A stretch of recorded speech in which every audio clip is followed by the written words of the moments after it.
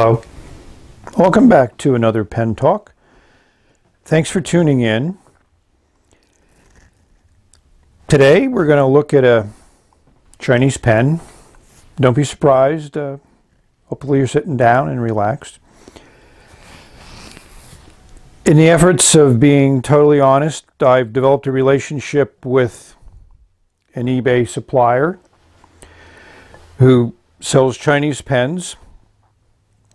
And we've worked together back and forth. He has some relationships with the manufacturers. And for me, I think it's just a lot of fun to review these pens and hopefully provide feedback to those that are making them. And hopefully that feedback eventually produces some pens that we might be more interested in, or even more interested in, because obviously some of the recent Chinese pens have been extremely interesting, extremely affordable. They're becoming more and more unique. They're experimenting with different filling systems. They're improving their quality. So let's take a look at this. One may look at that clip and say, looks like a Lamy Safari.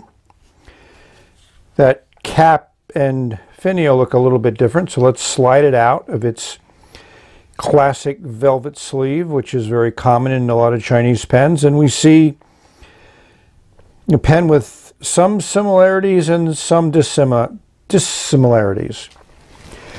So one of the things that I've discussed a little bit in my review of Chinese pens is they've now taken the form of mimicry into developing their own style of pens, putting together some things which they feel might be of interest to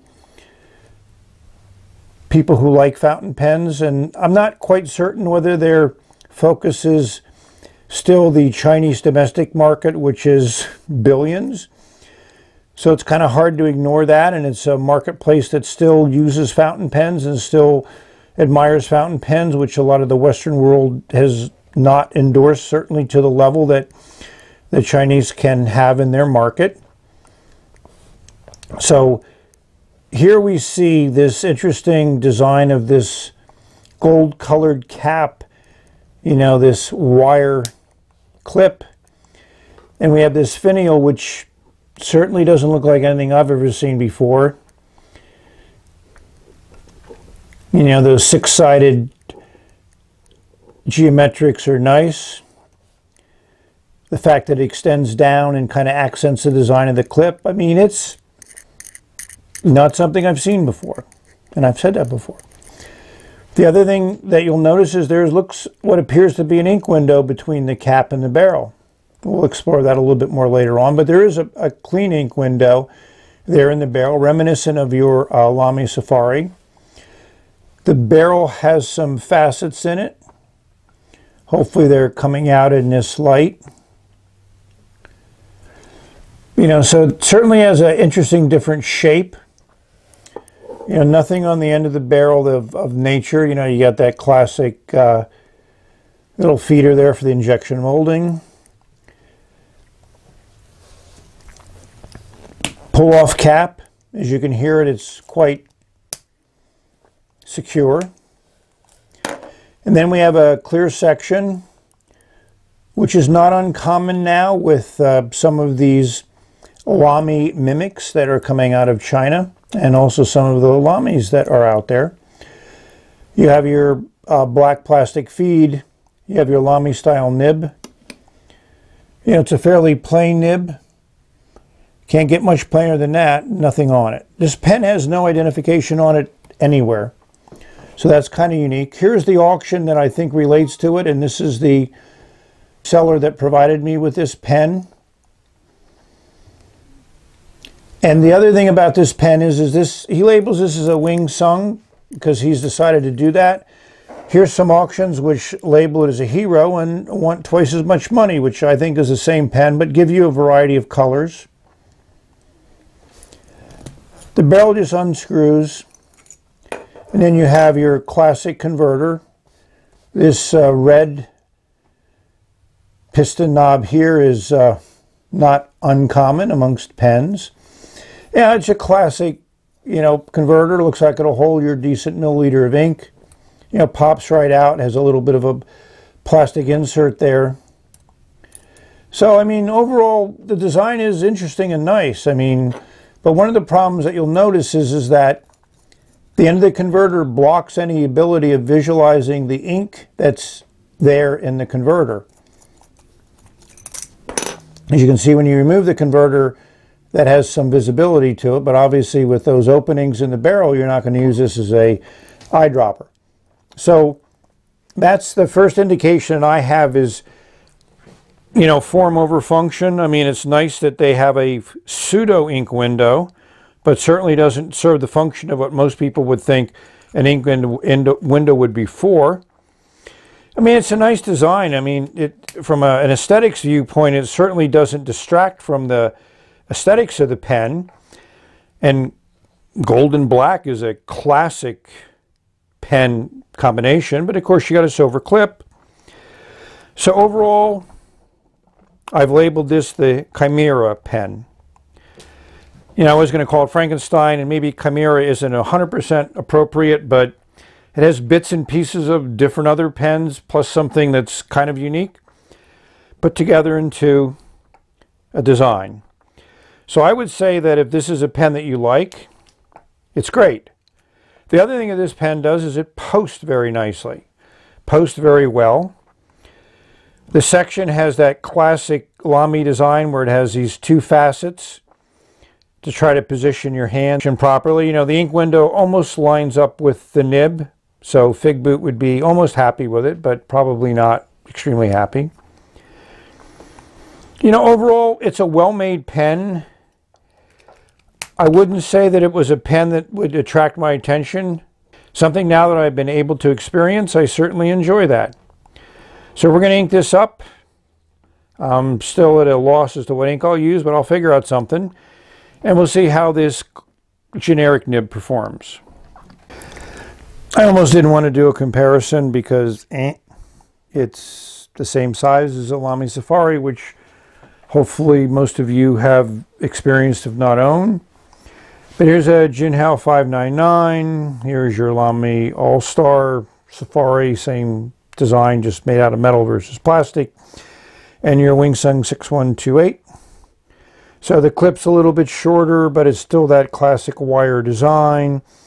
The Jinhao 599 is a different one. Hero, they all make versions of this pen. Obviously, the Lamy Safari sells millions and very popular pen, so people want to mimic it and kind of ride the bandwagon. Trying to get those words properly enunciated. All these have ink windows. What else is there to say? So here we are posted. They all post fine. The Lamy is the longest one of the group by a long shot. Has the biggest section. Kind of the largest section, then the 599, and then the 6128. So I really do like the actual clear 6128. As you can see, it has been inked up. As we discuss the writing, we'll discuss the ink. Here is the pen as disassembled as I'm going to take it. I tried to pull out the nib and feed, but it's not something that came out easily. So until I put it together and ink it up, I'm not going to worry about taking it apart. Something that I might do later on if I have to clean it more thoroughly or want to change the nib. So let's move on. So one thing that we always are concerned about with these pens is how will the nib stay wet, consistent writer, first time writer, or will we have drying issues? It's a nice solid sound, but let's look inside the cap to see what we have. Appears to be a pretty good cap liner in there, one solid piece, that's nice. And you can see there's a little ring there. That's the one that catches the bottom of the section, which is a classic Lamy design that the Safari has. So I'd say this pen should work pretty good. I like seeing that nice liner there. Not much air for the nib to dry out in. So good signs. And it looks like it could be a nut there at the bottom. So maybe that's how it comes apart, but it's not evident by looking at how this is designed. I think there's only one ink after I thought about it for a while. Obviously, for a $6 pen, you want a 20+ bottle of ink. So I got this at the Pelican Hub, so it didn't cost me any money, but it's an ink that's grown on me. You know, it's smoky quartz. The name is more difficult to see than you would think, but there it is, and that's in the pen. I did my normal 3 fills to flush the feed and saturate it. So if you saw this pen sitting on somebody's desk, I'm certain your first response would be, "Yeah, it looks pretty nice." You know, that's kind of, I think, what the look that they were going for, the people that designed it. You know, something a little bit different, but not over the top. Something recognizable, but still a little different. And also very functional. You know, the pull-off cap is nice. As we mentioned before, it posts fine. It fits well in the hand. It feels good. It's balanced good. It's a relatively light pen. We'll give you those weights. So let's see how this nib puts ink on paper, which is really the reason why this thing exists.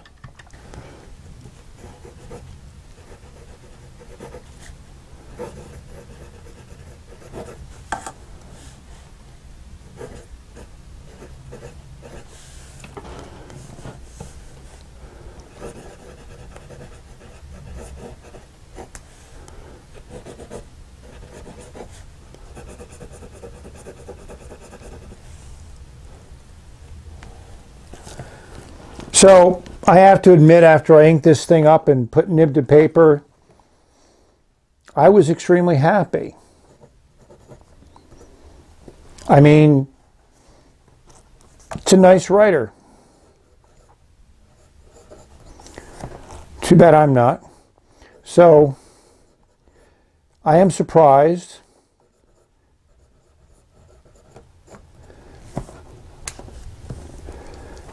And pleasantly happy with this pen. Again, aesthetics aside, generic nib, no branding, and it writes well.